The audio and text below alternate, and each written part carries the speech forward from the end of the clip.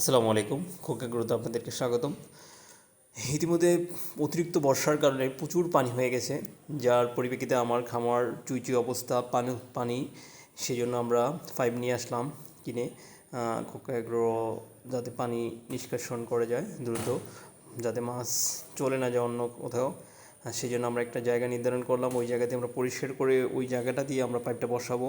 জালের পাইপের মুখে জাল ব্যবহার করব যাতে মাছ আমাদের না চলে যায় সেই জন্য। এবং আমরা কাজ শুরু করে দিয়েছি, মাটি কাটা শুরু করে দিয়েছি। ইতিমধ্যে আমাদের মাটি কাটা শেষ পর্যায়ে চলে আসছি। মাটি কাটিয়ে আমাদের এক ভাই আসছে, ওই ভাই আমাদেরকে হেল্প করলো। জালটা মুখে দিয়ে দিচ্ছি যাতে মাছ চলে না যেতে পারে আমাদের ইয়েতে। এতে করে আমাদের প্রসেসিং শেষ পর্যায়ে চলে আসছে। তারই পরিপ্রেক্ষিতে আমরা এখন এটা পাইপটা বসিয়ে দিব পানিতে, যাতে খুব সুন্দর করে যাতে পানি মাটিটা না ভেঙে যায়। দ্রুতই আমরা কাজ করার চেষ্টা করছি এবং সর্বশেষ আমরা পাইপটা বসাতে সক্ষম হয়েছি। এবং